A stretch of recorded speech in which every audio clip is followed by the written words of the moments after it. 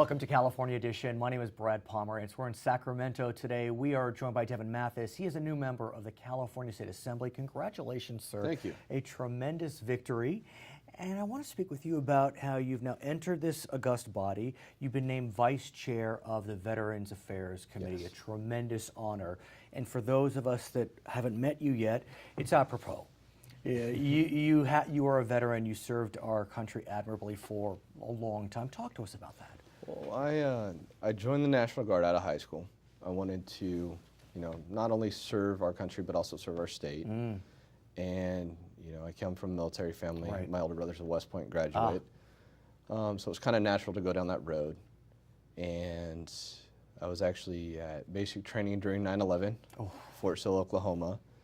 So that was kind of, world changed a little bit. Yeah, for you and everyone. But came home and moved back down to my hometown of Porterville and ended up getting deployed in 2003 to go to Iraq with transportation unit out of San Bruno.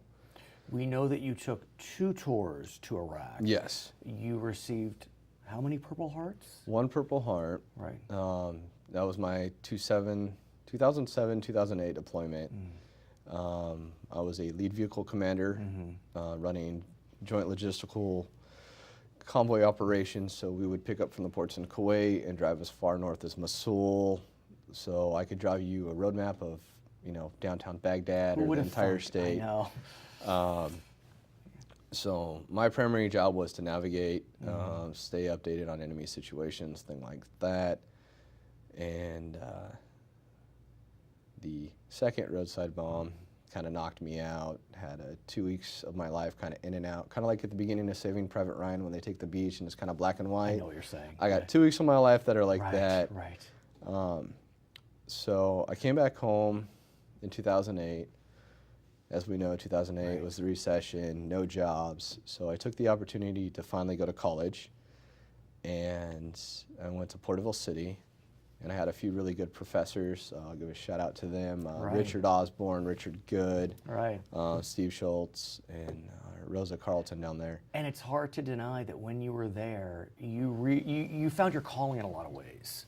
Yes. You found your calling. You became incredibly involved in supporting veterans. You became a leader in various veterans organizations and ultimately pursued a degree that would allow you to continue to serve your fellow vets. Yeah, let me tell you a little bit about that. At Porterville City, I became Veterans Club president. And the California State Board of California Community Colleges, not sure why we have California in there twice. Anyhow, they came to Porterville to ask, what do veterans need on college campuses? And we had a really good meeting. Things sounded great. We talked about veteran centers on college campuses, bringing veteran service officers to campus. That way veterans didn't have to go to the county seats and find them. They would be there already on campus, which would make it a lot easier. These are things I'm going to work with Jackie Irwin on. Yes, no, Jackie Irwin is your colleague. Yes. She is chair of Veterans Affairs. Yes. And I have to say, I interviewed her recently, and she clearly was pleased that you are her vice chair, that you are 2 partners in crime, if I can say, on this very important committee. Not quite yet. Exactly. Well, I mean, it's nice to see the relationship starting off with such mutual respect. Yes. Right. So anyhow, we had this meeting. I walked out, and I looked at my professors, and I go, how do I get a degree to make what we just talked about in there? How do we make that actual policy? How do you turn that into black and white instead of just talk? And they go, you need a degree in public administration. I had no idea what it was at the time. At the time I was going to be looking into being a PTSD counselor.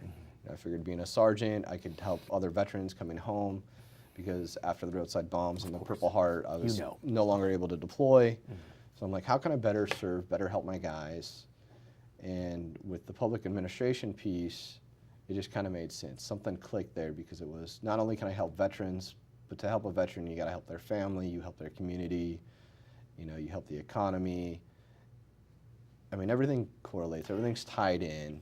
But it's one thing to decide to pursue a career that helps veterans. It's another entirely different matter to decide to run for office. Enter Sacramento and then dedicate yourself by requesting and receiving the vice chairmanship Yes. of Veterans Affairs. I mean, you're walking the walk and talking the talk. You're for real, sir. Absolutely. So as you look at the Veterans Affairs Committee, what are your hopes and dreams? What do you hope to achieve over the next presumably 12 years? Well, I mean, I've got a long list of Right. veterans concerns. I've been doing veteran advocacy for 5 years. Right. From president of the Veterans Club. Right. When I transferred to Fresno State, I joined the fraternity Omega Delta Sigma, which is the national veteran fraternity. I started out as philanthropy chair, moved to vice president, and then president of the fraternity by the time I graduated in 2013. So, congrats on that. And I'm now currently the national vice president of the fraternity. So, and what they do is they provide a support group for veterans on college campuses. Which is exactly your bailiwick. It's great because for a lot of veterans, you leave that support group you have at home, and a lot of guys start out at community college, but when you transfer, you're leaving that support group behind. Right. And this kind of fills that void and gives the camaraderie that you had while you're in service, because the fraternity provides that brotherhood. Right. And I mean, we're open, we're co-ed and everything else. Of course, yeah. So, I mean, it's great. It's a great place. It's been a great part of my life. When I love think it. about your home, Porterville, that really, in a lot of ways, is ground zero for our state drought. Yes, well, it's the epicenter. Literally, So. I mean, literally. And I think about your neighbors and how they must be struggling. Yes, we've had rains recently, but you can tell me better than I can tell our viewers, the rains aren't going to do it. No. So talk to me about your neighbors. Talk to me about how are they doing during these very difficult times? Well, you said it, they're struggling. Right. And it's not just east side Porterville, there's a Finney track in Tulare, there's quite a few other areas.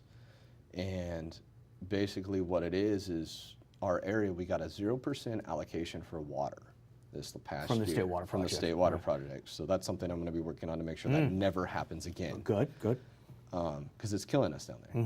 I mean, you literally have people who cannot turn on tap water. And you're not being hyperbolic. It is true. There are portions of the state, including in your assembly district, where there is no water. I mean, for those of us in urban centers, we don't realize this is 2015, this is happening. Yes. Well, no, it's literally conditions that I saw in Iraq. And it's hard for me to see that in my hometown. Right. Because I grew up there, my family's from there, and to see people without water, I mean, these are third world country problems happening in the state of California. And yet we have, the 7th, 8th largest economy in the world. But have we turned a corner? You know, the water bond did pass. I know money's not flowing down Yes. yet, but you know, we did have some rains. So is it a little better, or is it as dramatic and dire as it was last year? Well, I mean, you got to think about it. Right now, people can't turn on water. But yeah, we have. Here we are, with our water water right here. So, I mean, what they're doing currently is sending bottled water. They're providing, tanks of water, with trucks coming through to fill them.